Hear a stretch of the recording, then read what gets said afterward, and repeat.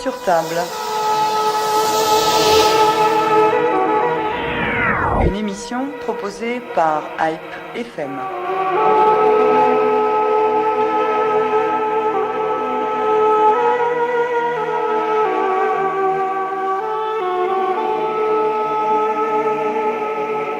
L'histoire se construit par ses acteurs et elle s'écrit par ses témoins.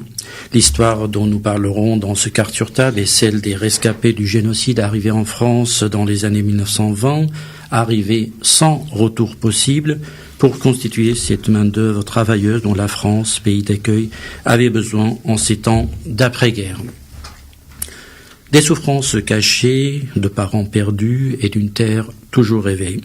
Des destins à créer à travers la recherche d'un travail pour assurer un quotidien difficile, jusqu'à ce que de nouvelles générations d'Arméniens voient le jour en France, s'affranchissant pour beaucoup d'entre eux du poids de l'héritage.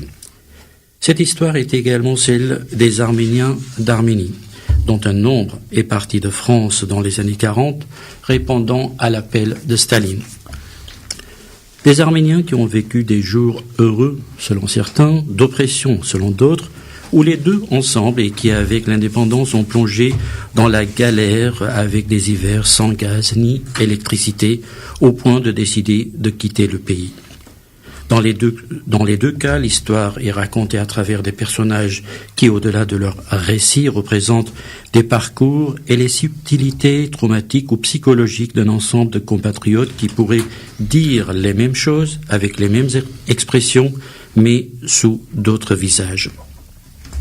Derrière ces histoires et leurs témoins, il y a deux hommes qui, à travers des documentaires attachants d'humanité et aux multiples leçons, nous proposent à nouveau, à travers un coffret intitulé « Arménie » aux éditions Montparnasse, un retour vers ce qui nous sommes et d'où nous venons.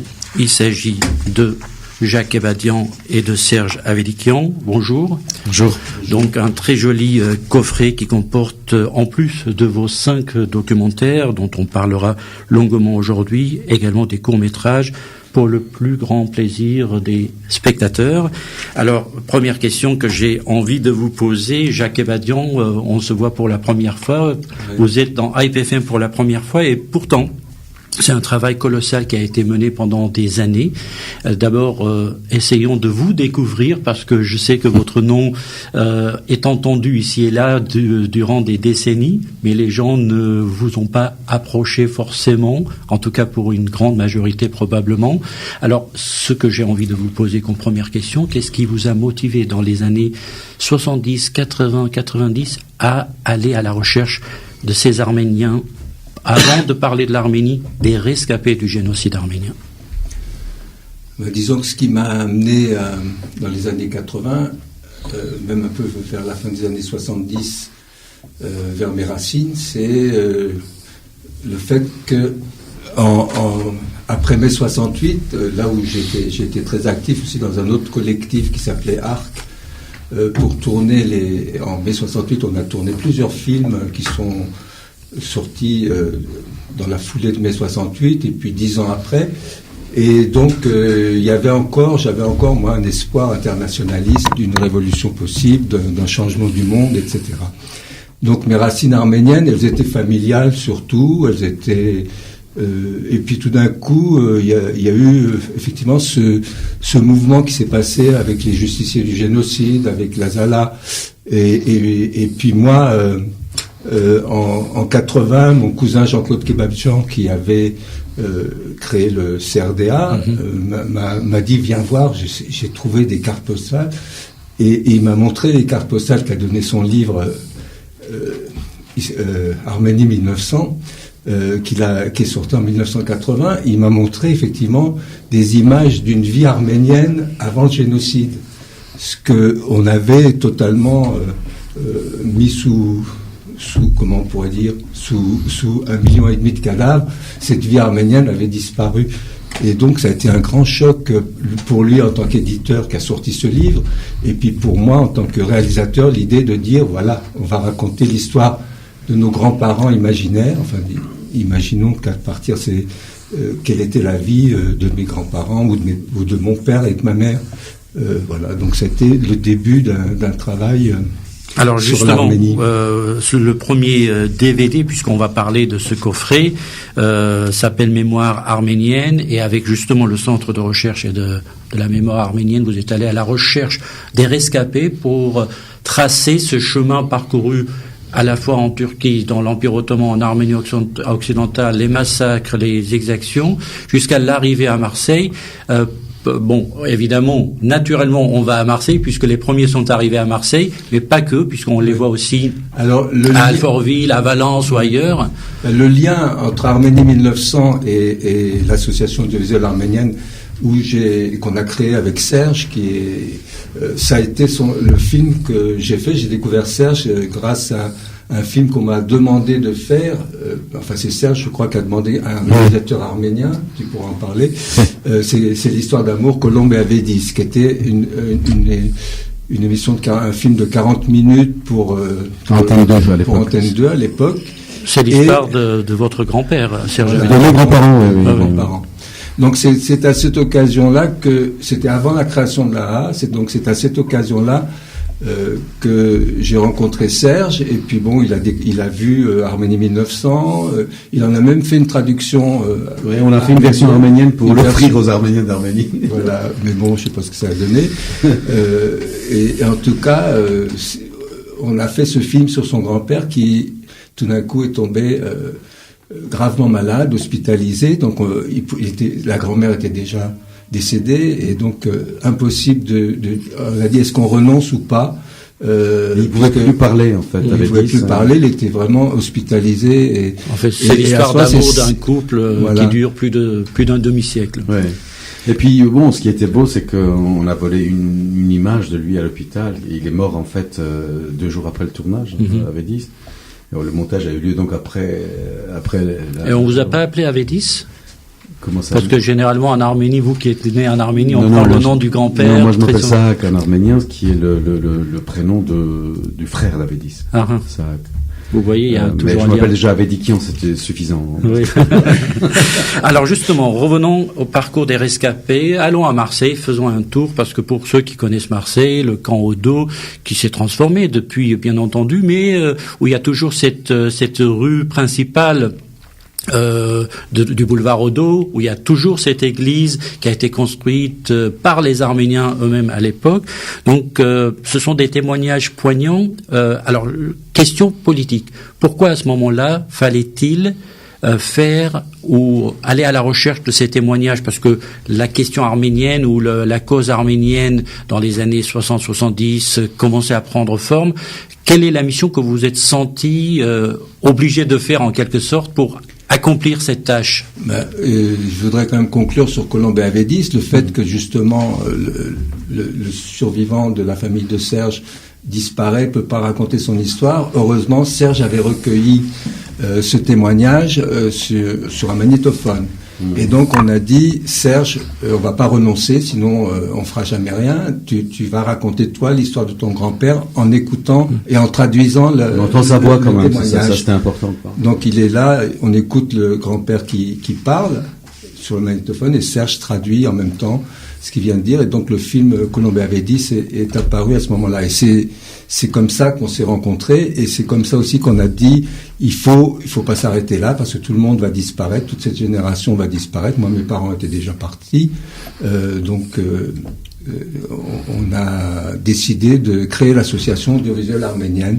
Avec d'écrire sans retour possible. C'est-à-dire, Jacques et moi, on s'est mis à nous dire, en effet, bon, bah voilà, ton grand-père est mort, mes parents sont morts, cette génération-là va partir, comment on peut retenir leurs paroles et en faire quelque chose. Donc, Mitterrand venait d'arriver au pouvoir, Jack Lang était ministre de la Culture, et c'était un moment important dans le changement culturel en France aussi, de l'existence des minorités, de l'expression. C'est aussi beaucoup grâce à ça que Jacques connaissait Jack Lang et tout ça, qu'on a réussi à faire avaler, je dirais, entre guillemets, la possibilité que, à une heure de grande écoute, c'est-à-dire un dimanche soir à 21h30, 2 fois 50 minutes, puisse être à 20h, oui, je crois, il y ait 2 fois 50 minutes consacrées aux Arméniens. Il n'y avait jamais eu de film de cette nature sur les Arméniens, et même pas de film d'ailleurs, tout court. Pas de dossier de l'écran. Hein.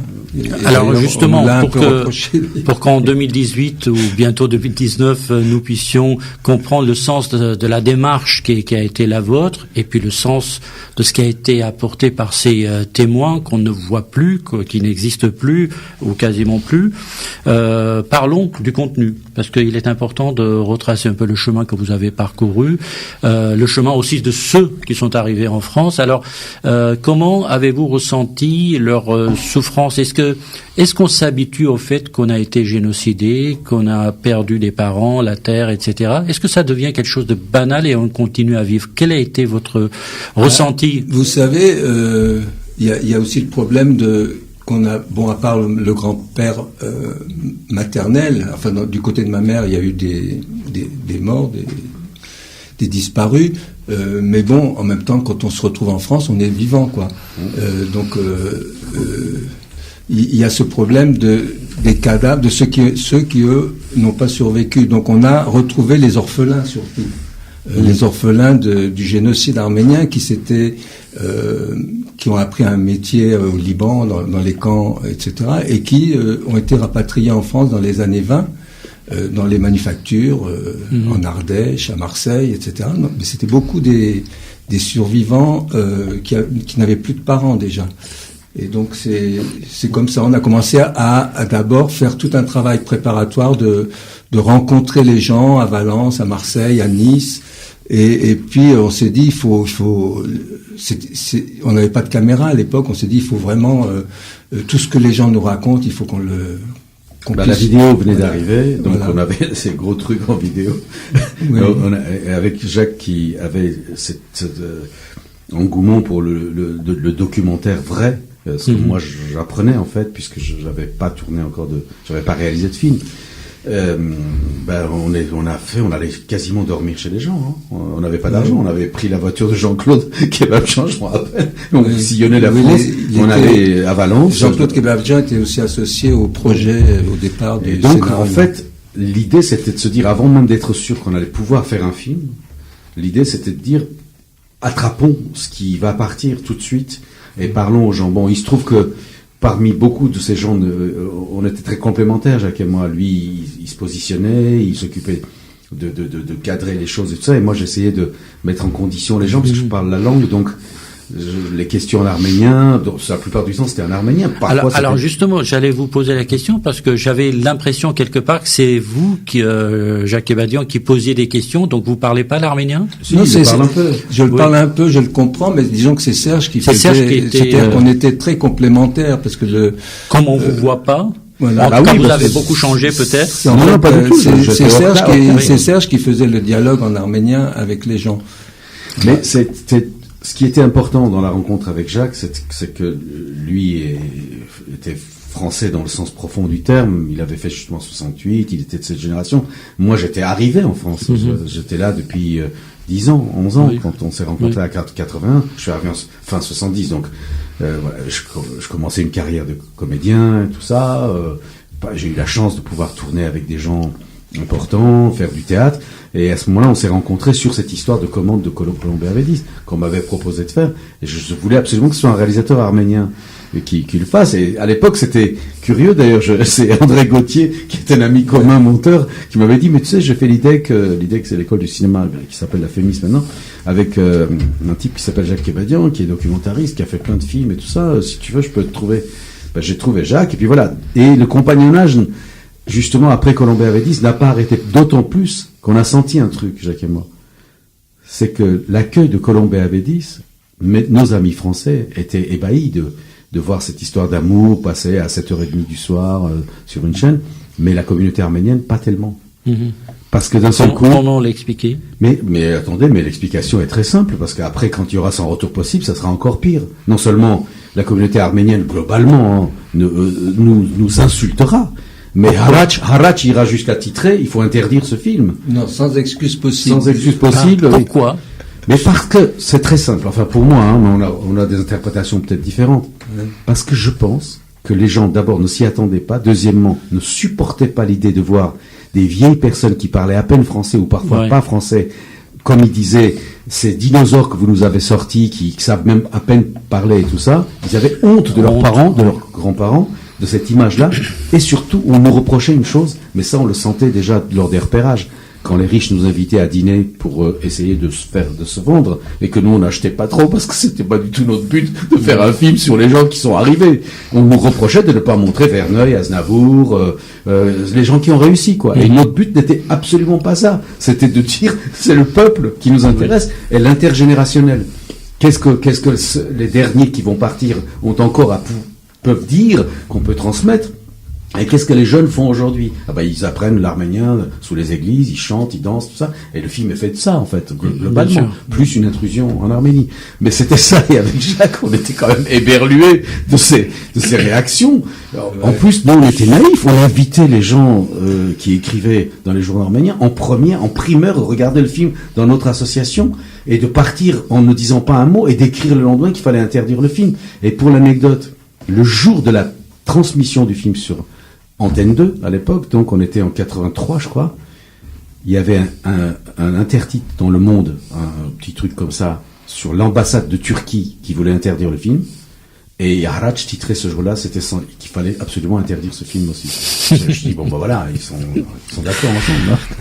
Alors, ce qui est intéressant dans ces accents ou le mauvais français que pratiquaient nos grands-parents à l'époque, moi, arrivé en France, j'avais relevé le mot carte d'antine. Et qui est utilisé parce qu'ils n'avaient pas de carte d'identité, donc carte d'antine chunei. Donc, il y a plein de mots comme ça qui sont assez rigolos. Je compléterai aussi que Jacques a fait plus après le film. Enfin, j'y ai participé aussi parce qu'on a sous-titré.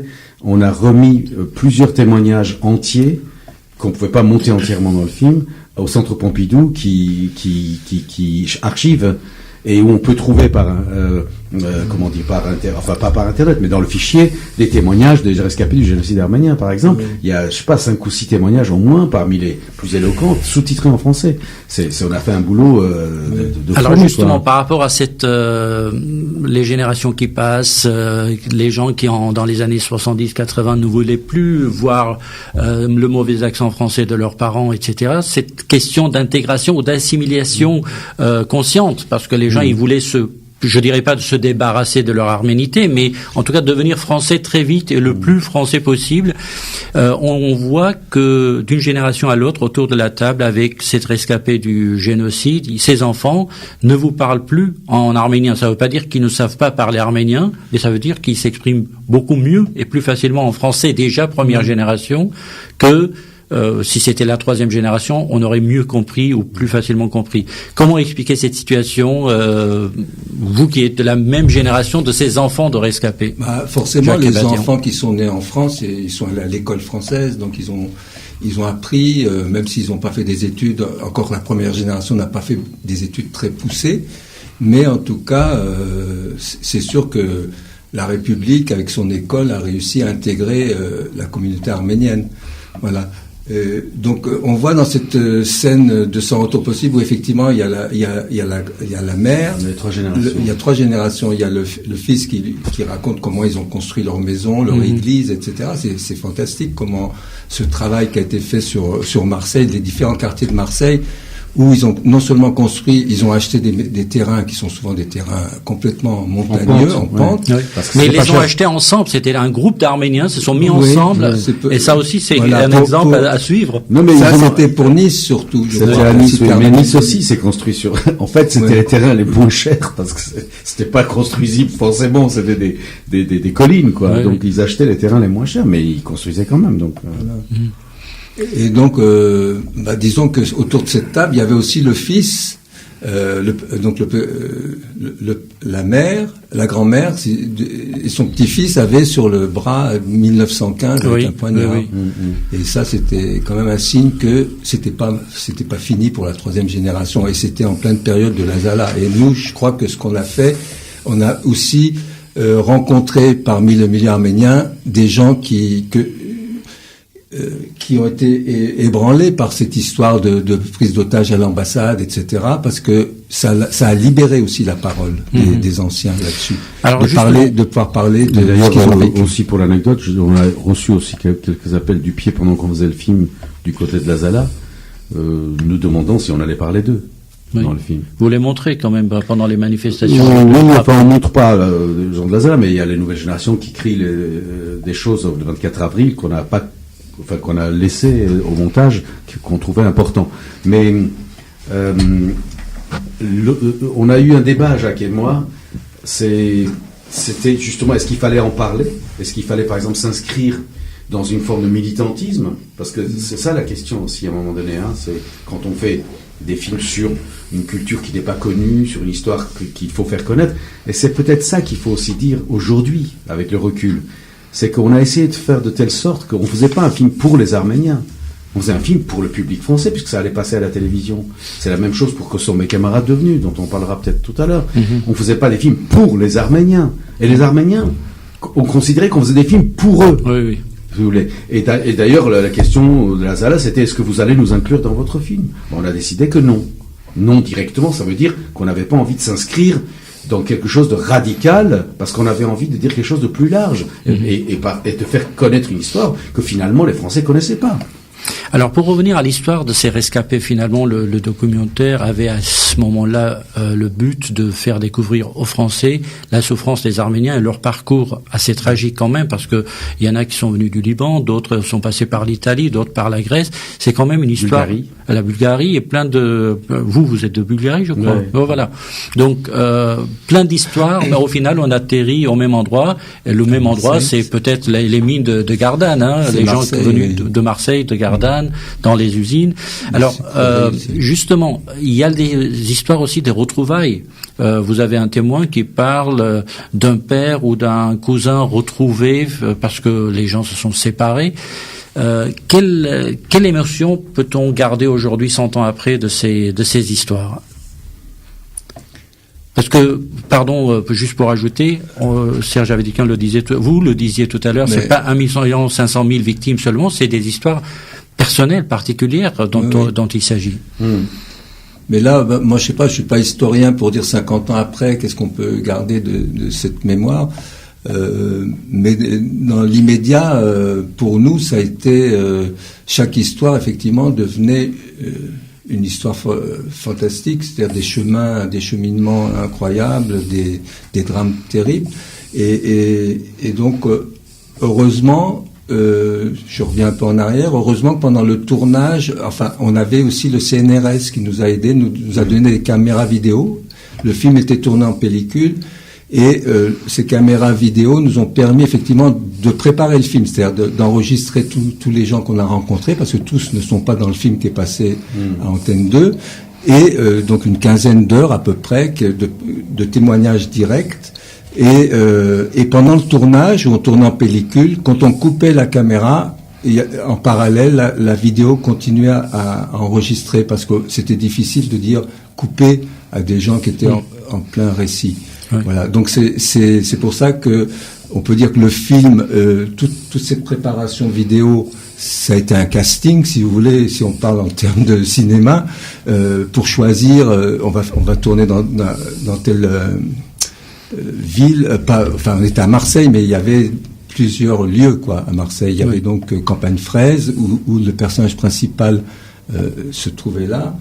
Il y a bien sûr la cité arménienne de Nice, il y a d'autres villes, il y a Saint-Loup, il y a à Marseille, Saint-Antoine, il y a plusieurs. Et après, on est allé à Romans, à Valence, à Lyon, on a Dessines. Donc on voit que les Arméniens suivent le chemin des usines en réalité, parce que là où il y a un cousin, un ami leur dit venez à Valence, il y a du travail, il y a une usine qui vient de s'ouvrir, et puis quelques années plus tard cette usine ferme ou fait faillite tout simplement, et puis les Arméniens sont obligés d'aller ailleurs, jusqu'à ce que finalement ils aient une maison, parce que quand on a une maison, ça y est, on s'installe. Ouais. Pour répondre à ta question, je pense que Jacques et moi, on s'est attaché à chaque personne qu'on a filmée. On dormait presque chez eux, à vrai dire, parfois, pas tout le temps. Et on buvait des cafés avec eux, on se réveillait le matin, on les revoyait. Ça a été émotionnellement très fort, mais très très fort, parce que on était dedans, quoi. On était dedans, il y avait cette langue, ces visages, ces regards. Et quel Arménien doux, propre, pris de l'Arménie en Makura. Oui. Donc cet arménien pur, dit par des gens simples. Oui, bah oui. Mais avec c'est une ça qu'on nous élégance. reprochait. C'est ça qu'on nous a reproché. On nous a reproché d'avoir filmé des gens sincères, simples, directs, parlant un arménien qui était leur arménien du village où ils étaient, parfois avec des mots turcs aussi d'ailleurs, et pour cause. Et voilà. Et parfois même on a rencontré des turcophones qui nous parlaient en turc. Jacques lui parlait. Ma mère était turcophone, elle était de Yozgat, et donc à Yozgat l'arménien était interdit, donc elle était turcophone. Mais alors justement, juste pour boucler le truc là sur son retour possible, oui. c'est que ça a été très difficile pour nous d'avaler quand même la pilule de cette fronde de la bourgeoisie arménienne qui ne supportait pas. Ça vous a blessé, hein, vous en gardez des traces. Oui, mais très blessé même. Pas parce qu'on s'est sacrifié et tout ça. On s'est pas sacrifié, on a fait notre boulot. C'est pas ça. C'est qu'on pensait que les gens étaient un peu plus ouverts en eux, qu'ils étaient un peu plus évolués, à vrai dire, dans leur capacité d'accepter que cette histoire cette émission s'appelle Carte sur table, cette histoire allait être mise en écran sur la table. Non, on s'était trompé là-dessus. Voilà. Alors, je fais une petite nuance quand même. Il y a eu effectivement la bourgeoisie et même l'Église arménienne a interdit des débats avec les jeunes dans les maisons de la culture arménienne. On nous a interdit de séjour à l'UGAB aussi. On n'a pas pu. Il y a qu'au Jans Club qu'on a pu avoir un débat, mais on a été très très attaqués par les gens du Jans. Et pourtant, sur le plan de l'historiographie du génocide arménien, votre travail est un apport considérable pour compléter, parce que il faut dire qu'il y a eu des efforts à travers le monde, mais pas assez. Tout le monde n'a pas été filmé, tout le monde n'a pas pu transmettre son témoignage, même si les témoignages se ressemblent, il faut le dire, bien des égards. Il y a un inconscient collectif, voilà. Qui fait que les témoignages se ressemblent souvent. Ouais. Mais la nuance, c'est qu'il y a effectivement toute cette partie-là de la frange des Arméniens qui nous a critiqués et même boycottés, c'est-à-dire qu'on espérait, nous, pouvoir continuer ce travail de recueillir la mémoire aussi dans la région parisienne, parce que les gens auraient pu nous aider en tant qu'association. Bon, heureusement, il y a eu quand même toute une partie des Arméniens qui étaient sensibles au fait qu'on a gardé une trace de leurs grands-parents. C'est plutôt la jeune génération qui était beaucoup plus émotive que la génération intermédiaire, peut-être. La deuxième génération, en fait, était très rigide. C'est celle qui était devenue médecin, avocat ou ingénieur ou autre. Qui sont devenus français en quelque sorte. Ils étaient très très rigides sur cette histoire, mais je pense que depuis ils ont dû changer, parce qu'aujourd'hui ils sont vieux. Leurs enfants peut-être ont fait un pas en arrière. Ça a été en tout cas une expérience très très Alors forte. justement, Serge Avedikian, vous qui êtes aussi acteur, et quel acteur, scénariste, en tout cas réalisateur surtout, et quand vous voyez tous ces personnages qui parlent avec à peu près la même expression, les mêmes mots, vous le disiez, les témoignages se ressemblent, on a l'impression que les Arméniens, dans le temps et dans un espace donné, sont très ressemblants les uns aux autres. Les mêmes expressions, les mêmes regards, les mêmes... là, il n'y a pas eu beaucoup de larmes dans ces films, dans ces témoignages. C'était très digne. On n'y a pas tenu, non. Voilà. On tenait pas forcément... Non, mais vous en avez eu, vous les avez pas gardés, ou vous en avez pas... Non, mais on en a eu, bien sûr. Par exemple, il y a ce personnage... très très belle femme, je crois que c'est à Marseille, elle est vêtue de noir, je ne me rappelle plus de son nom. Le Sapel, oui, qui dit, quelle mémoire Jacques, qui dit, à 6 ans, je suis morte. Ah oui. Elle commence son récit comme ça. Eh oui. Tu tombes des nues, oui. Tu laisses, ça tout. Bon, on a monté ça par exemple, alors que c'était abstrait, absurde. Faut voir ces vidéos, parce que raconter quand même ce récit. On va pas tout raconter pour laisser un peu le plaisir. Sûr, mais ce récit au moins. Oui, ce que je veux dire, globalement, c'est que ce que j'appelais l'inconscient collectif, c'est quand même la pathologie profonde d'un peuple qui a subi quelque chose de globalement terrible, c'est-à-dire l'expatriation, les orphelinats, la dispersion, la famille disloquée. Je pense que ce genre de choses font que, par exemple, le récit qui revenait le plus souvent, c'est j'ai fait le mort sous les cadavres. Bon, ça, c'était un truc le plus courant. Vous imaginez ce que ça veut dire? Même s'il l'a pas fait, et peut-être que c'est son frère qui lui a raconté ou un autre, mais il le dit. Il dit parce qu'il sait pas comment il s'est sauvé finalement. Comment il a été sauvé? Il a peut-être couru, il a été pris dans un... Je sais pas, on sait pas. Mais j'ai fait le mort sous les corps des cadavres, j'ai attendu. D'ailleurs, Werner reprend ça avec le personnage de Jacqueline Hersessian dans Myrig. Voilà. C'est pour dire que les récits parfois se ressemblent, mais ils ont des particularités.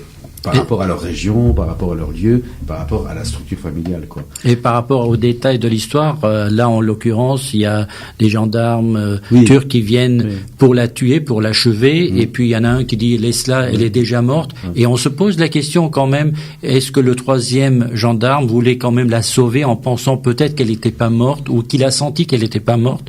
Il a insisté de partir pour peut-être sauver un enfant. On se pose toutes ces questions à travers cette histoire. Oui, mais c'est ça qui est intéressant, et je trouve que s'il n'y a pas de fiction aujourd'hui forte sur l'histoire du génocide des Arméniens, c'est à cause de ça. C'est qu'en fait, c'est extrêmement compliqué.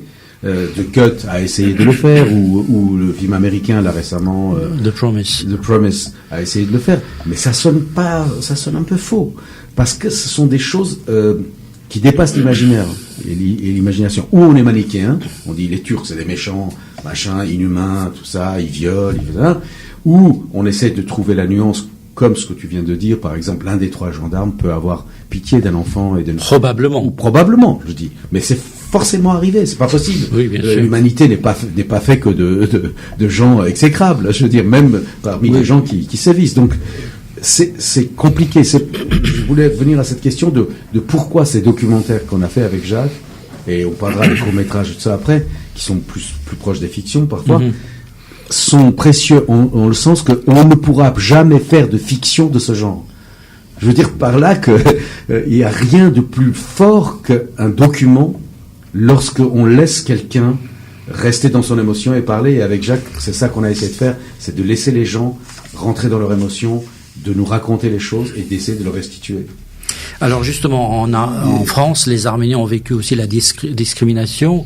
Ils l'ont ressenti. D'ailleurs, il y en a une dame qui le dit, on nous traitait de sales Arméniens. Ça n'a pas été toujours facile pour les Arméniens, même si il y a toujours le mot de la reconnaissance pour la France qui a accueilli ces rescapés.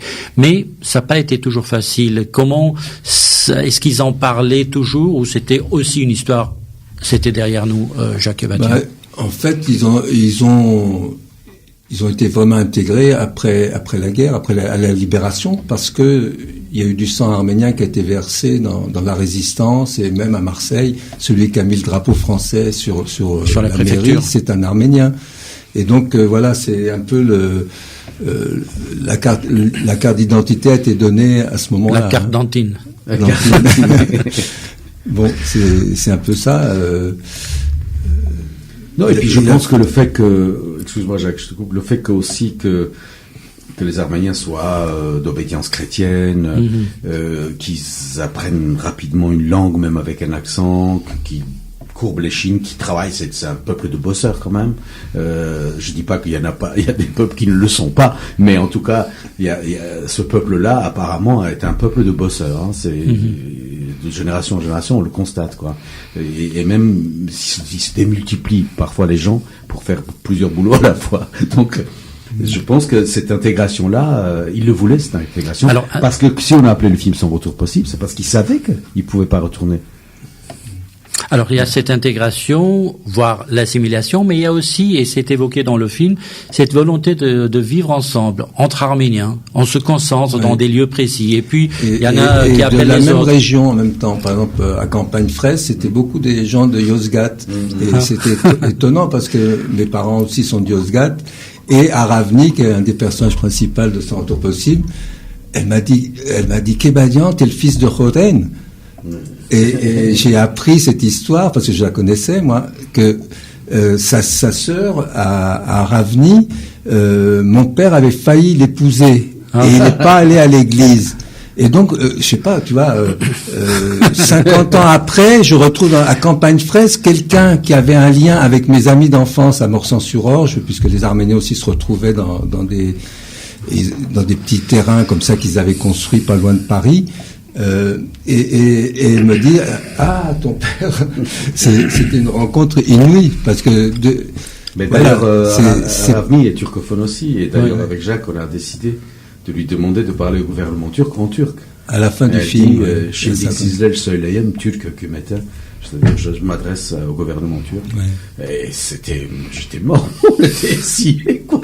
Mais elle parle, au gouvernement turc. On est en train de discuter là avec une génération qui a gardé la revendication, la nostalgie de la terre. Il y en a qui parlent de retourner en Arménie, mais l'Arménie occidentale. Oui, à ce moment-là, on parlait pas de l'Arménie de la soviétique, même si on va en parler du retour dans les années 40. Mais c'est extraordinaire. C'est sans retour possible. C'était ce qui était écrit sur leur papier. Voilà, ils pouvaient pas de toute façon retourner. Voilà. Et c'était une volonté turque aussi de les faire partir dans ces conditions-là. Oui, parce que c'est le statut d'Ansen, cette norvégien qui vient en sauveur. C'est Nansen qui d'ailleurs a sa statue maintenant à Yerevan, qui a inventé quand même c'est le statut de l'apatride. Oui.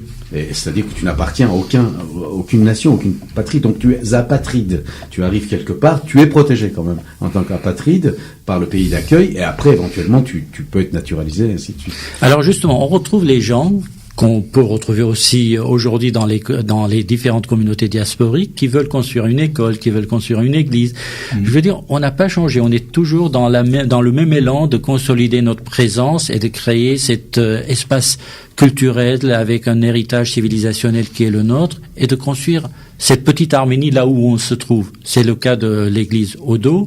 Il y a l'église et puis quelqu'un dit arrêtons de parler de la terre, du passé, des parents, parlons d'avenir, donc l'école. Et c'est une obsession finalement, l'école, on le voit dans ce documentaire. Et je voulais juste rappeler ce que j'ai vu et qui m'a marqué, cette déclaration d'un homme dans son jardin qui dit « Nous les Arméniens, finalement, même si la France est un pays exceptionnel qui nous a accueillis, finalement c'est pas notre pays. Nous les Arméniens, il faut pas qu'on oublie ce qui nous est arrivé. » Et il parle de la réussite individuelle des Arméniens et pas collective.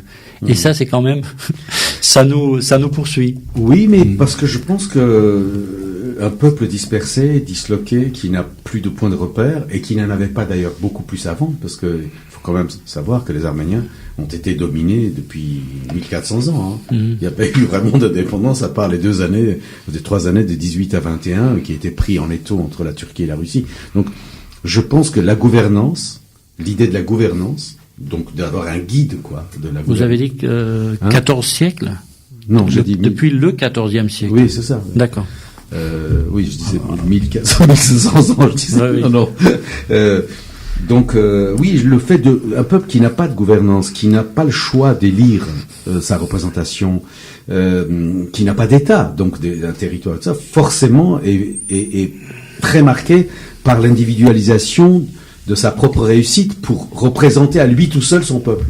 Je pense que cette pathologie-là, on l'a rencontrée beaucoup. C'est-à-dire que les Arméniens ont tendance à dire « moi je sais, moi je peux dire, mon témoignage c'est le plus important, c'est moi qui peux dire ce qui s'est passé et c'est moi qui va donner la solution de ce qu'il faut faire ». En gros, il y a cette réussite personnelle qui se transforme en « moi je peux », quoi, voilà. Et du coup, l'idée du groupe et tout ça, de la gouvernance, du partage, d'une forme démocratique aussi du partage, n'est pas tout à fait de mise jusqu'à aujourd'hui. Je pense que les nouvelles générations, ils vont résoudre le problème autrement. Mais moi, j'ai remarqué ça, notamment dans la deuxième génération qu'on a rencontrée avec Jacques. C'était vraiment les gens, c'est pour leur chapelle, quoi. Voilà, la division. Alors, il faut voir ce film Sans retour possible. En fait, Sans retour possible, c'est une reprise du contenu de mémoire arménienne, beaucoup. C'est plutôt l'inverse. C'est l'inverse. Pour Sans retour possible, ce qui était dans le coffret, je vais le signaler parce que c'est une copie qu'on a retrouvée, le négatif à LTC Patrimoine, et c'est la Cinémathèque qui s'est chargée parce que c'était l'année du centenaire du génocide, donc il y a eu une petite programmation que j'ai réussi avec la Cinémathèque à faire à la Cinémathèque française, et du coup ils ont pris en charge la restauration de ce film, c'est-à-dire de retrouver le négatif. Donc ce film est voilà, numérisé. Maintenant on a une copie, donc dans le coffret c'est une copie toute étalonnée, toute neuve, restaurée, comme on peut dire. Parce qu'à l'époque on tournait en 16 mm, et puis que ça se projetait, et puis c'est ça qui devenait le support qui est passé à la télévision. Aujourd'hui on tourne en numérique, on peut nettoyer tout ça. Donc Jacques a fait ce boulot de ressusciter ce film dans de bonnes conditions. C'est très précieux. Alors pour Mémoire arménienne, c'est effectivement c'est un film qui a été monté en 1990, c'est-à-dire qu'avec le CRDA et l'association audiovisuelle arménienne et le Centre Pompidou, on a réussi sur ces archives, qui étaient restées, ces 12 heures de récits qu'on avait filmés en préparant le film et en le tournant. Ces 12 heures ont servi à faire le deuxième film qui s'appelle Mémoire arménienne, qui est, disons, qui donne la parole, alors cette fois-ci un peu à tout le monde et à une historienne, Mireille Bakdarjian, de faire aussi un commentaire qui explique un peu le processus du génocide. Je cite aussi Isabelle Ouzounian qui depuis le début était dans l'association qui a fait tous les montages de tous les films arméniens que j'ai réalisé, celui avec Serge et celui Mémoire arménienne qui était fait avec aussi Jean-Claude Kebabdjian qui était le producteur, le CRDA était coproducteur du film avec le Centre Pompidou. Voilà. Alors, donc tous ces récits, c'est après quoi.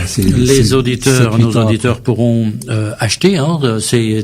Alors, on n'a pas dit que c'est édité par ou j'ai dû le dire. Éditions Montparnasse. Non, vous l'avez pas dit. Les éditions Montparnasse qui font un travail exceptionnel de coffret.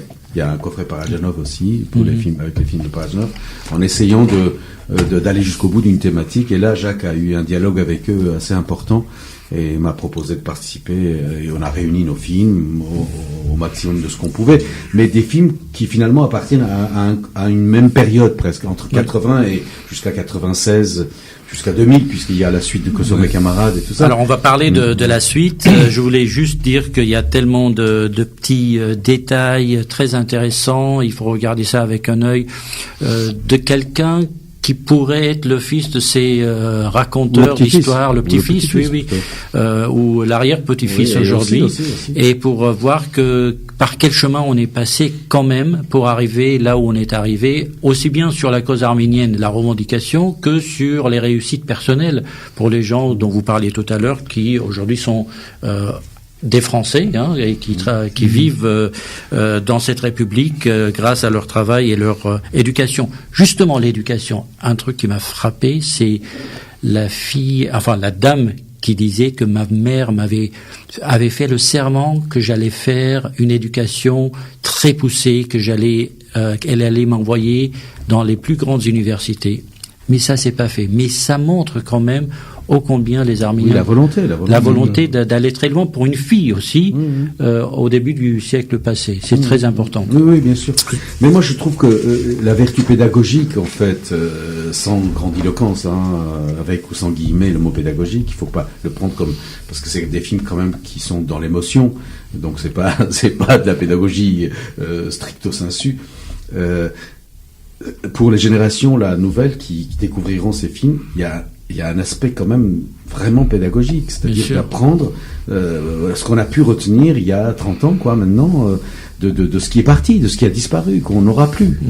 Et c'est vrai que tous ces détails, à la fois émotionnels, traditionnels et autres, ont de la saveur, ont une couleur, et c'est ça qui va se perdre forcément. Pour les gens qui font le voyage en Arménie occidentale dans ces années-là, des années durant lesquelles beaucoup auraient eu d'abord peur d'aller voir les Turcs sur leur territoire de la Turquie, de la République moderne turque, et aller à la rencontre à Kars par exemple, et être mal accueillis par les Turcs sur place. Ça demande un peu de courage en ces temps-là. Je voudrais profiter du fait qu'on est encore sur 100 retours possibles, de rendre un hommage à Varoujan Artin, qui était qu'on voit dans le film. C'est avec sa tante, sa grande tante, qui est une résistante, une survivante de Vannes, de la résistance faite à Vannes. Et il est là aussi avec son oncle, c'est lui qui nous fait visiter Campagne Ripper dans 100 retours possibles. Et Varoujan Artin a continué un travail personnel que son père avait commencé en créant l'association Aram, qui est un des centres maintenant, un des seuls centres qui existent, puisque le CRDA à Marseille n'existe plus. Donc à Marseille, où ils recueillent encore, ils ont maintenant toute la collection de Harach, ils numérisent, c'est encore un lieu de mémoire très important. Malheureusement, Varoujan, on s'était retrouvé en 1900 pas en 1915, en 2015, on s'était retrouvés pour faire justement, essayer de refaire une installation que moi j'avais fait à la Villette pour l'année de l'Arménie en 2006. Et puis bon, il a eu cet accident stupide, il est tombé en aidant un copain et il est mort malheureusement. Après un film aussi, un documentaire en Turquie. Voilà, et puis lui, il avait fait aussi un travail formidable au musée de l'Histoire à Marseille, à partir de photos d'identité justement de ses passeports au retour interdit. Il avait fait une série de portraits. Voilà, bon, il était très très fort en numérique et tout, donc malheureusement, voilà. Donc je voulais évoquer sa mémoire et aussi Jean Caillan, qui a été dont les parents et lui-même témoignent dans ce film sur le passé arménien à Marseille, où vraiment c'était. Ce qui est remarquable, c'est quand même les témoins marseillais ont un bon accent marseillais. Pas tous, mais il y en a qui l'ont très fortement. Non, mais ce qui était, par exemple, Jacques évoque Jean Caillan, qu'on a continué à fréquenter, qui est un ami et tout ça, mais ses parents étaient protestants. Oui. Et d'un seul coup, on avait, à côté des églises arméniennes qu'on montrait tout ça, une famille protestante qui tutoyait Dieu, qui parlait tout à fait un autre langage, qui allait au temple protestant qui n'était pas arménien, forcément. Le temple protestant était arménien. Oui, c'est vrai. Leur temple était, mais ils s'inscrivaient comme dans un protestantisme internationaliste. Je veux dire, tu vois. C'était pas tout à fait la même chose. Alors, beaucoup de choses dans ces... finalement, il y a beaucoup de choses qui relèvent de la pédagogie, malgré tout, Serge Avedikian. Donc, mémoire arménienne et sans retour possible. Et on va parler maintenant de que sont mes camarades devenus. Et 20 ans après, c'est une suite, comme les deux premiers documentaires, c'est une suite... d'histoire d'un jeune Arménien arrivé en France et puis qui a envie un jour de retourner voir ce que sont devenus ses camarades de classe, particulièrement Martoun, Vartan, mais pas seulement. Et c'est vous, Serge Avedikian, qui allez sur les traces de justement aller voir l'école, les instituteurs. Donc c'est là que vous avez appris le français. Oui, c'est l'école 119 près de la gare d'Erevan, qui existe toujours, qui était la première école, le lycée qu'on appelait à tendance française. Mais moi j'ai eu la chance, parce que je suis de cette génération, la première qui a été dans cette école, à avoir des profs qui venaient de France, qui étaient comme mes parents. Alors vos parents sont partis en 47 de France ou de Bulgarie? De France. De France. Donc de Bulgarie sont arrivés en France. Ils sont arrivés à Marseille, du côté de mon père, à Paris, du côté de ma mère, et qui sont partis en 47, qui étaient des patriotes. Alors on voit là cette ambiance soviétique dans les écoles où il y a des récitations à la gloire de l'Empire soviétique, et c'est assez extraordinaire parce qu'on a oublié nous tout ça, et ça nous revient. Mais là aussi, le film, c'est un film historique, en fait, aujourd'hui. Pas parce que je suis dedans, pas du tout. Mais parce qu'on a pu capter avec Jacques, c'est le pionnier que j'ai été, ces pionniers qui me reçoivent, cette chorale. Et puis aussi, on sent et l'institutrice qui est très fière des récitations de ses enfants, et que vous qui venez maintenant de France, quand même, c'est la France, hein. Non, mais il y a un sens de l'honneur, de l'hospitalité, il y a tout ça, mais il y a surtout que les personnages qu'on a abordés, qui sont mes amis, avec qui j'ai grandi, quoi. On ne pouvait pas les mettre dans l'embarras en les questionnant, parce que c'était une période où il y avait de l'antisoviétisme très très fort dans cette génération. Et on était, nous, au bord, je leur posais souvent, je déconnais, je leur posais des questions un peu là-dessus, parce que par provocation. Et au montage, on a été quand même souvent obligé de couper et de mettre de la musique de Tigran Mansourian qui continue les récits, parce que voilà, et on savait que le KGB était là, et on était surveillés. D'ailleurs, ils nous ont suivis pendant tout le tournage. On parle de l'année 84. 83. C'était encore sous Brejnev encore. Andropov est arrivé au tournage, pendant le tournage, je me rappelle très bien. C'était Andropov. Déjà, il y avait une sorte de renouveau et tout ça, mais quand même, on avait deux personnes du KGB qui nous suivaient tous les jours. Il y avait une femme qui s'appelait Zoya Hayrapetova, je sais pas si elle est encore vivante, et un jeune garçon qui s'appelait Alik, je me rappelle. Ils étaient pas du tout d'accord l'un avec l'autre. Ça, c'était génial. Ça, c'est très arménien aussi. Ils étaient pas du tout d'accord l'un avec l'autre. C'est-à-dire que Zoya était une femme comme ça, aguerrie, c'est Matahari, comme ça, et Ali qui était un mec un peu tendre et tout, mais contrairement à ce qu'on pense, c'est que Zoya était plutôt dans l'émotion de ce qu'elle voyait, qu'on vivait, quoi, et que Ali, qui était un mec un peu froid, tout ça, il disait, oui, mais c'est bien ce qu'ils font, mais c'est quand même très dangereux, quoi. Mais il faut quand même savoir qu'après notre retour, moi j'ai été interdit du RSS pendant 8 ans. Ah. Bah oui, parce que on est allé voir Parajanov à Tiflis sans autorisation, qu'on a filmé avec Jacques, grâce à Henrik Malian qui nous a fait prendre l'avion sans visa et tout ça. Enfin, on a fait des trucs assez incroyables. Et après ce film, avec Jacques, on a invité le directeur de la télévision de l'époque à Paris au moment où France 3 diffusait le film les vendredis de campagne. Il est venu. Bon, c'était un guébiste aussi, hein, mais un petit passé, c'était un station de 6, c'était un petit passé comme ça, il faisait boire les Russes, je me rappelle à son hôtel qu'on a fait du cognac à 9h du mat pour les mettre un peu dans un état un peu différent, quoi.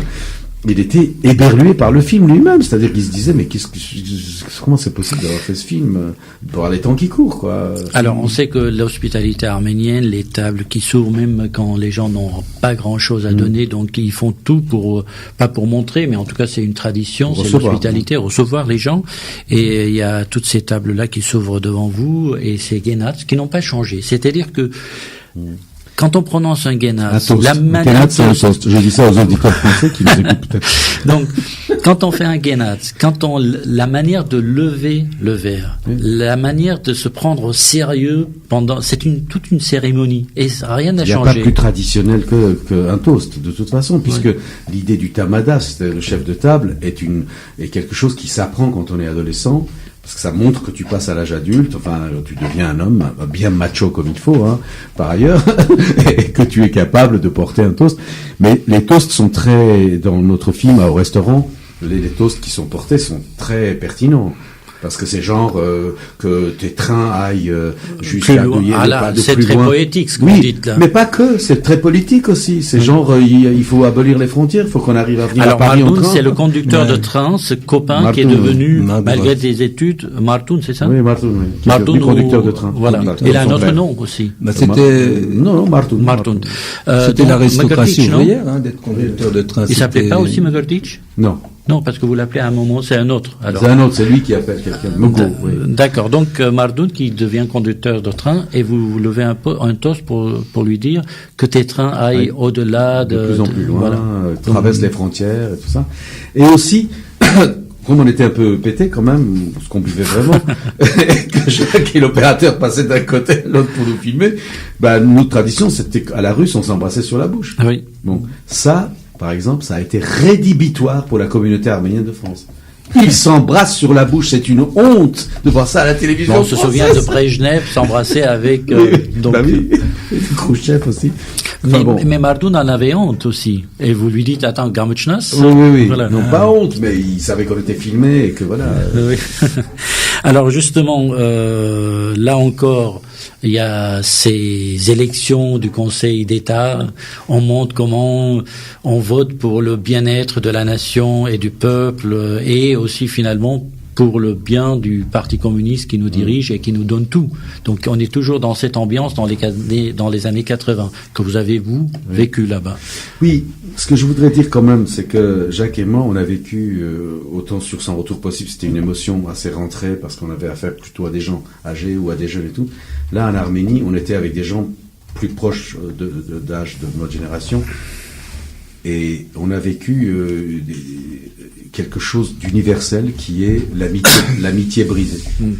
C'est-à-dire les gens qu'on vient voir et qu'on laisse là où ils sont parce qu'ils peuvent pas sortir, et nous on part. Et je me rappelle très bien que le dernier jour du tournage, on était dans une hystérie des larmes, Jacques et moi, après les toasts, après la bouffe et tout. On avait fini quelque chose et c'était l'écroulement, quoi. Comme nous, on allait le lendemain matin à 6h prendre l'avion pour Moscou. Alors, justement, Jacques Ebadian, vous qui n'êtes pas commissaire Javedikian d'Arménie, c'était votre premier voyage en 83? Non, j'étais allé avec ma mère en 78 parce que comme pour Serge, dans notre famille, enfin un peu éloigné, des cousins éloignés, étaient partis en 47 aussi. Comme les parents de Serge, il n'a pas raconté ça, mais 47 c'est important aussi dans l'histoire arménienne parce que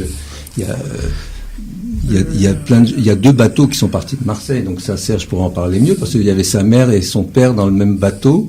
Son père avait 17 ans et sa mère avait 12 ans. Ouais, 10 ans. Sa mère venait de Paris et son père vivait à Marseille. Mais ils ont grandi là-bas, ils se sont rencontrés là-bas. Donc donc sur Mes camarades devenus, on voit cette histoire-là de 47, des retrouvailles, des bateaux qui arrivent et tout. Par les actualités soviétiques d'ailleurs, par les actualités arméniennes. On avait filmé les vraies actualités à la télévision d'Erevan. Alors il y en a même qui attendaient leur tour, mais leur tour n'est pas arrivé, ils sont restés en France. Oui. Alors je sais pas, ils disaient, pour certains, ils étaient heureux de ne pas être partis, parce que plus tard ils ont compris que c'était pas vraiment. Ils ont reçu des photos où les gens étaient couchés. Parce que c'était le code. Si vous recevez des photos sur les couchés dans les photos, c'est qu'il faut pas venir. Alors en 78, donc j'étais allé avec ma mère, c'était elle, un premier voyage en Arménie aussi, moi aussi, et disons que c'était la période du Sourtmuron qui a lieu tous les 7 ans, puisqu'on a même réutilisé des images j'avais filmé, j'étais avec Jean-Claude Kebabjian aussi à l'époque, et on avait une caméra Super 8 sonore. Et donc moi j'ai filmé, disons que le premier film que j'ai fait qui s'appelle 12 jours en Arménie, il y a un court-métrage qu'on a raccourci, le film faisait 45 minutes, et je crois qu'il y a un montage de 20-25 minutes dans le coffret également, qui s'appelle 12 jours en Arménie. Et voilà, donc c'était la première émotion de découvrir un pays en version originale, si tu veux. Tout d'un coup, les boutiques s'étaient écrites en arménien, les gens parlaient arménien, toi. Enfin, ou en russe. Non, c'était arménien. Moi, j'ai pas eu ces sentiments. C'est majoritairement arménien. Oui. Alors justement, tout à l'heure, je posais la question si les gens étaient plutôt heureux ou opprimés. C'est selon. Comment vous les avez-vous trouvés, Jacques Kebabjian, vous qui êtes parti d'ici? En tout cas, entre cette période-là communiste et la période que j'ai refilmée après, pour 20 ans après, en 95-96, au moment du blocus de la guerre, etc., cette période-là, elle était cossue, quoi. Enfin, c'était une période où les gens vivaient relativement bien. Je parle pas du fait qu'ils avaient certainement peut-être dans leur famille des gens qui étaient en Sibérie ou ailleurs, hein. Je parle pas de la liberté, etc., mais je parle du quotidien, du côté quotidien matériel. Et effectivement, les tables étaient...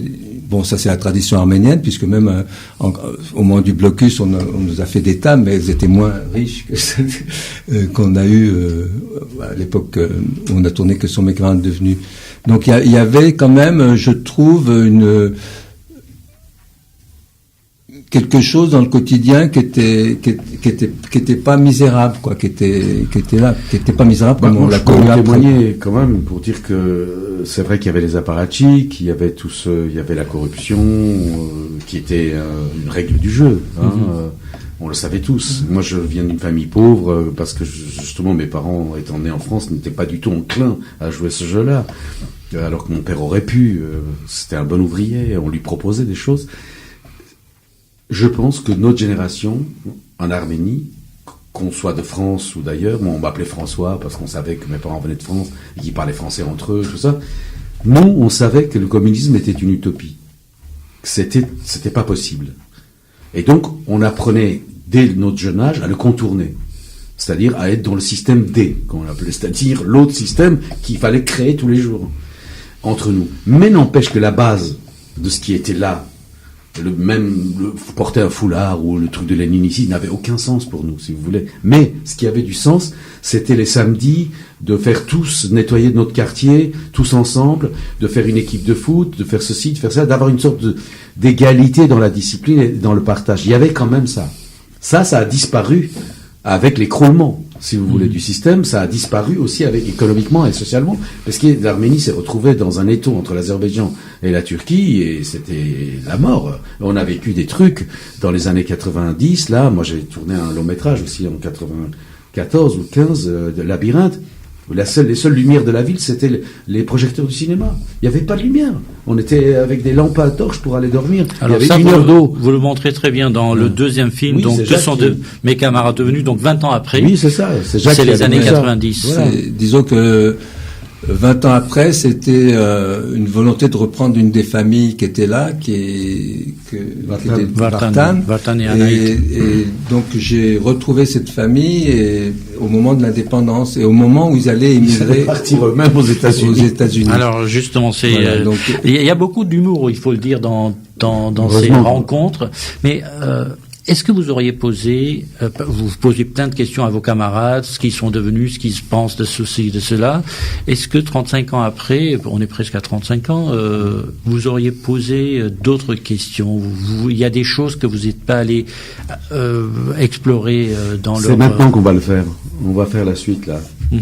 Parce que je pense qu'il est temps, avant qu'on devienne très vieux, de boucler cette boucle, vu l'évolution qu'il y a en ce moment. Par exemple, Vartan, celui que Jacques a choisi pour 20 ans après, qui vit encore à New Jersey, il a envie de retourner vivre en Arménie.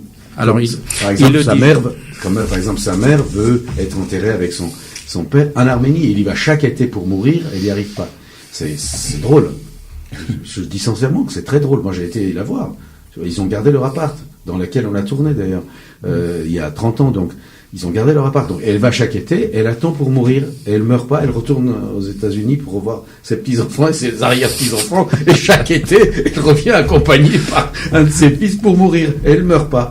Voilà. Et Vartan veut maintenant revenir avec sa mère. Ce qui est quand même assez bizarre pour nous, Arméniens, occidentaux ou du Proche-Orient, peu importe, pas de l'Arménie soviétique, c'est Genats, ces vers qu'on amène avec nous devant la tombe du parent, qu'on verse, et c'est toutes ces discussions, toutes ces cérémonies autour de la tombe, ça nous est un peu étranger. C'est le Caucase aussi, hein, c'est-à-dire que je pense que l'Arménie occidentale avait des us et des coutumes un peu différents, et ceux des Arméniens du Caucase en ont d'autres.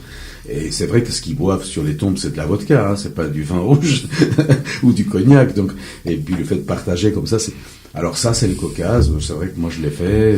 On voit ça dans Luxa Aeterna et dans Terra Emota lors du tremblement de terre, quand ils vont tous au cimetière 10 ans après, ils boivent et ils versent sur la tombe. Alors, mais est-ce que vous, en Turquie, dans les cimetières arméniens en Turquie, il n'y a pas cette tradition? Je ne pense pas. Non, parce que l'alcool déjà en Turquie, c'est peut-être le Caucase alors. Puisque effectivement dans les cimetières russes à Sainte-Geneviève-des-Bois, je crois qu'il y a des familles qui viennent aussi parler. Les Arméniens ils mangent sur les tombes en Arménie. En Arménie. Oui, ils mangent, ils partagent quelque chose, quoi. Je trouve ça assez beau d'ailleurs. Hein. C'est assez poétique, mais non, mais c'est au-delà de la poésie. Je trouve que c'est assez beau de partager quelque chose avec celui qui est parti. Il n'est plus là physiquement, mais il est là, son âme est là, on est avec, on mange, on partage, on parle de lui, et c'est un moment des nouvelles. C'est de la métaphysique. Un mot qui est employé dans votre documentaire. Métaphysique, oui. Alors justement, il y a un moment où on peut pas ne pas verser une larme, c'est quand le père ne veut pas embrasser les gens qui partent. C'est sa famille. Ça, c'est dans 20 parce ans que après, là, il ne peut pas supporter l'idée d'une séparation. Oui. Et quand on imagine qu'il y a des dizaines de milliers, des centaines de milliers de familles, de personnes qui ont vécu et qui vivent encore peut-être aujourd'hui ce moment-là, c'est terrible. Et il n'a pas voulu partir aux États-Unis, lui, parce que c'était un patriote qui voyait pas sa vie en dehors de l'Arménie. Ça existe aussi. Oui, mais moi je pense que les gens continuent à être extrêmement touchés par cette histoire de séparation, parce que l'histoire des Arméniens n'est fait que de ça. D'aller, de retour, d'installation, de séparation, de reconstruction. C'est quand même très très marquant pour les générations à venir de dire, je vais pas... Par exemple, là, quand je dis qu'on va essayer de faire la suite, c'est parce que ça m'a quand même éberlué, cette histoire de la mère de Vartan, et Vartan qui récemment me dit, tu sais, je pense que je vais y retourner. Après quand même 20 ans de vie aux États-Unis, quoi.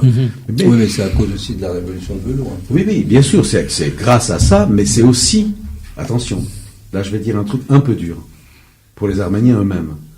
C'est aussi ceux qui partent sans penser qu'ils vont pouvoir refaire leur vie quelque part. Il y en a des centaines et des milliers, comme vous dites.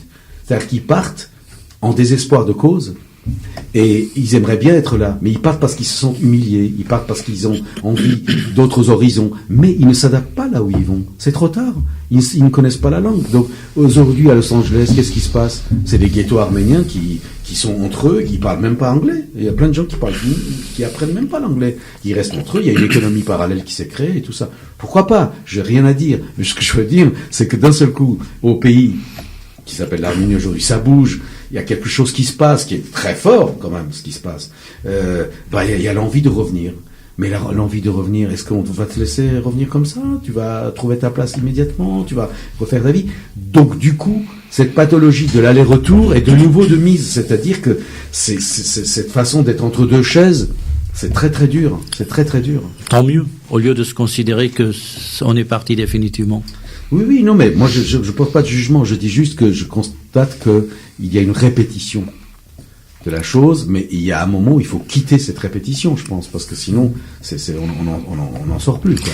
Alors justement, Vartan et Anaït partent vivre à New Jersey. Jacques Ebadian, vous allez 20 ans après, justement, aller voir ce qu'ils sont devenus, ses camarades. Serge Avedikian, vous êtes du voyage en même temps ou vous avez des voyages séparés? Alors justement, Vartan apprend l'anglais, Anaïd aussi, il parle très bien. On les voit faire du business, plus travailler dans Vartan, une entreprise. Alors justement, Vartan, voire même Anaïd parfois, vous parle en arménien occidental. Oui. C'est quand même extraordinaire. Oui. Comment se fait-il? Son grand-père le parlait, il avait entendu, son grand-père était de Mouche, je crois. Son père ne parlait plus, il parlait que l'arménien soviétique, enfin l'arménien oriental. Mais parce que je pense que notre génération avait été sensible. Par exemple, Vartan avait connu mon grand-père, qui ne parlait que l'arménien occidental. Et en turc aussi. Donc moi je parle les deux, par exemple. Donc il savait ça. Donc il a gardé, et quand il a vu Jacques, et comme Jacques parle naturellement, il s'adresse à Jacques en arménien occidental. Alors, Vartan, quand même, c'est comme beaucoup de gens en Arménie, ce sont des métiers, enfin des destins brisés. Parce que lui, il était comme vous. Il voulait faire théâtre, acteur. Théâtre, et il a fait quand même quelques démarches avec Anaïd et ses enfants à Gabane, etc. Mais finalement, quel destin, c'est de ne pas pouvoir faire ce qu'on aime faire. Pour gagner sa vie, effectivement, il a travaillé dans la bijouterie. À New York, et puis, en même temps, il a continué quand même à l'église arménienne, dans un centre culturel, à créer une petite troupe de théâtre. D'ailleurs, il y a une séquence quand Serge vient rendre visite à Vartan, à New York. On va voir la pièce qu'il est en train de travailler, voilà. Donc, mais il a monté une pièce en Arménie après. Il y a 3 ans de ça, une création d'une jeune auteure femme d'ailleurs, arménienne des États-Unis. Et c'est pour ça qu'il veut retourner. Il veut retourner parce qu'il espère encore tenter sa chance de refaire des mises en scène aujourd'hui à Yerevan, quoi. Mais en même temps, comme beaucoup d'Arméniens, justement, dont vous parliez, on a envie de retourner, mais quand on a acheté une maison avec 30 ans de crédit... C'est ce qu'il dit. Il dit, il faut vivre aussi longtemps que les corbeaux... Je suis obligé de vivre. Aussi longtemps que les corbeaux pour payer mes loyers pendant 30 ou 40 ans, ouais. Alors justement, Jacques Ebadian, vous êtes parti entre les deux tournages dans les années 90, vous le disiez tout à l'heure, en Arménie et au Rarapar. Comment décrivez-vous cette situation? Évidemment, pas d'électricité, pas de gaz, des difficultés, mais quoi d'autre? Il y avait ce vent de libération, de la guerre nationale. Il y a eu, c'était assez dramatique parce que par exemple quand j'y étais, moi, il y a eu dans le même quartier que Vartan, là où la même maison, là où on avait filmé que sont mes camarades devenus, puisque c'était la maison familiale. Dans ce quartier-là, il y avait l'enterrement d'un jeune, qui a été tué au Karabakh. Donc c'était assez terrible d'ailleurs. Moi, quand j'ai filmé ça, j'avais des sanglots, quoi. C'était parce qu'il y a une marche.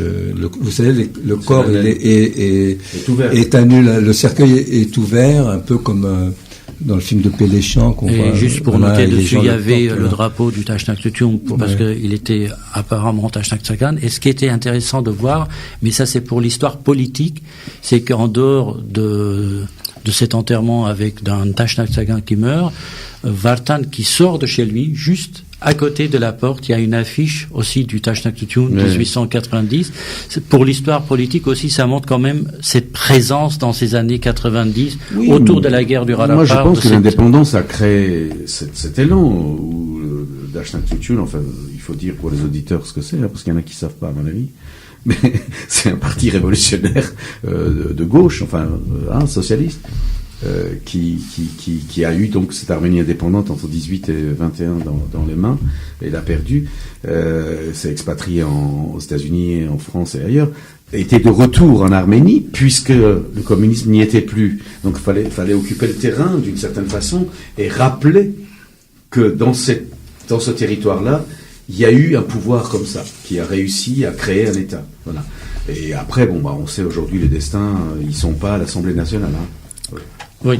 Alors, justement, je remonte pour tous ceux qui nous suivent en vidéo sur notre site à radio-ipfm.com et sur le smartphone. Là, on n'est pas en direct, mais par contre, lundi soir, on est en direct en radio. Et on est en direct sur les sites, on est en direct sur les smartphones avec l'application IPFM, Android et iPhone, mais à partir de lundi soir, la vidéo de cette émission sera sur tous ces supports, donc nos auditeurs pourront voir cette image du coffret qu'ils pourront acheter donc aux éditions. Il faut dire qu'il y a 4 DVD dans ce coffret. Alors il y a 4 DVD avec 5 films. Voilà. Et parmi ces films, puisqu'on a fait le tour des 2 grands projets, donc les rescapés du génocide, et que sont devenus mes camarades, et 20 ans après, donc l'Arménie soviétique, mais il y a aussi Dis-moi pourquoi tu danses, 2 mots sur ce film, qui quand même c'est sur la troupe, la compagnie Yeraz, avec Christina Goudjian, Kalestian, et c'est quand même, dites-nous pourquoi vous avez choisi de faire ce film. C'est Sevan Garibian, que j'avais rencontré avant, quand elle était journaliste. Elle avait parlé elle connaissait les films, etc. Donc elle est venue voir à la Villette pour l'année 2006, l'année de l'Arménie. On avait fait une grande exposition, installation sur une carte de l'Empire ottoman avec 15 écrans. Cette exposition, installation, on l'avait fait avec le CRDA et l'AA. Et il y avait une carte donc qui faisait 6 mètres de large, 4 mètres de haut, et il y avait 15 écrans où j'avais pu remettre les récits des survivants du génocide là où ils étaient nés. Donc ça passait en simultané, c'était en boucle, chaque film durait 14 minutes. Et c'était en boucle, quoi. Ça passait en permanence. Il y avait aussi toute une programmation de films arméniens, et puis pas seulement. Il y avait aussi des films sur le génocide khmer, sur le génocide rwandais, et aussi bien sûr la Shoah. Et donc il y avait ça, plus des expositions de peinture, Jacques Aslanian, avec des petites vidéos qui sont d'ailleurs qu'on voit dans le coffret aussi. Jacques Aslanian qui a joué dans les courts-métrages de Bonjour monsieur, au revoir madame, voilà. Monsieur, dame, où Jacques est présent. Et donc c'est là qu'elle m'a dit, Jacques, viens, je vais te montrer. Elle m'a amené à Alfortville, donc là où répétait la compagnie Yeraz, et pour moi c'était une émotion très forte, parce que c'était tout d'un coup une génération, la 3e génération, qui racontait la même histoire, mais à travers la danse. Alors, il y avait en plus, pas seulement les Arméniens de 3e génération en France, il y avait ceux qui étaient arrivés du Liban, ceux qui étaient arrivés d'Iran, Christina Galsian, qui était d'Arménie, qui était déjà danseuse étoile, on peut dire, je sais pas, en Arménie, dans le ballet arménien. Donc, à recréer cette troupe, il y avait donc aussi Antoine Agoutian, qui non seulement est photographe et danseur, mais aussi il joue le baoul pour accompagner les répétitions. C'est extraordinaire. Donc j'ai commencé à tourner pendant 1 an, 2 ans, je les ai même suivis au Liban. Et puis j'ai fait un premier montage, mais aucune possibilité de trouver un financement, même dans la communauté arménienne, nulle part. Enfin, à la télé, on a dit, les Arméniens, on en a déjà parlé, je sais pas quoi. Il y a un quota, il y a un quota. Voilà. Et donc, ça s'est pas fait, mais pour le centenaire du génocide, je me suis dit, c'est pas possible que ce film, on le termine pas. Donc, j'ai fait un petit appel à souscription pas dans le milieu en général, mais comme ça autour d'amis.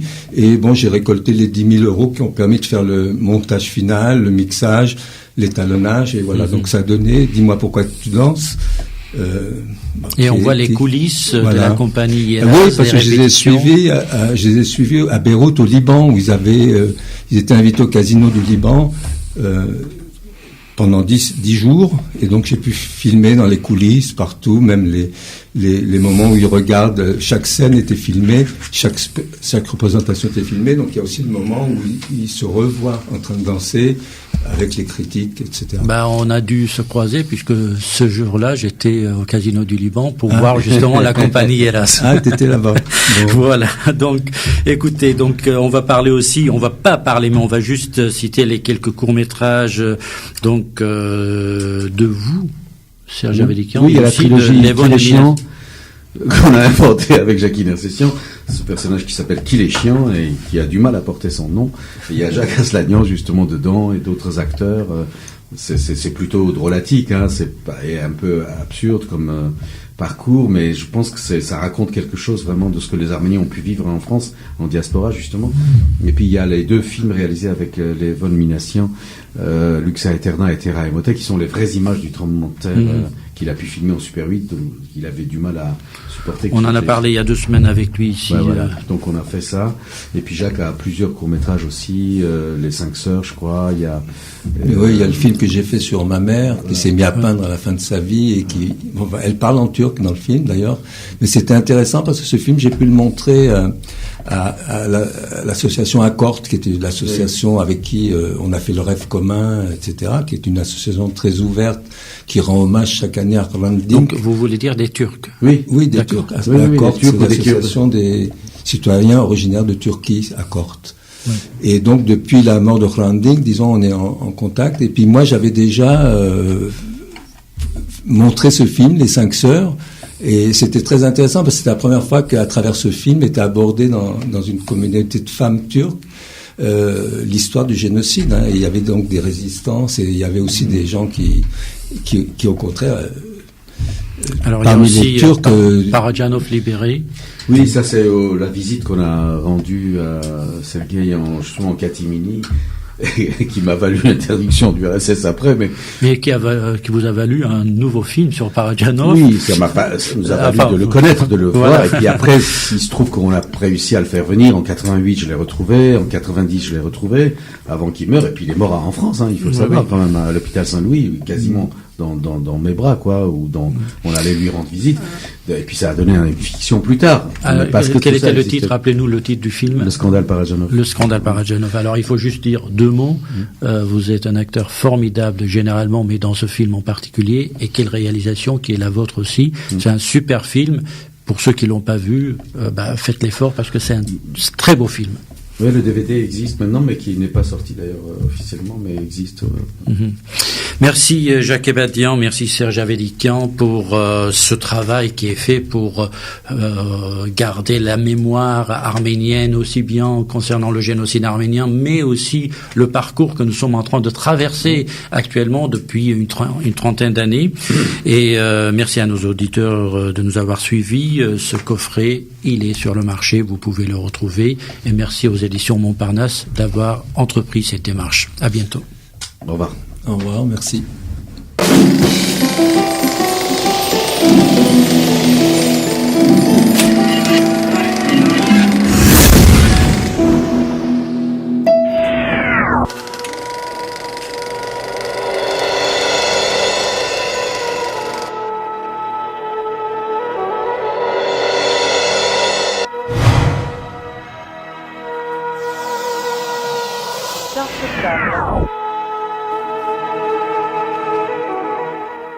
Une émission proposée par Hype FM.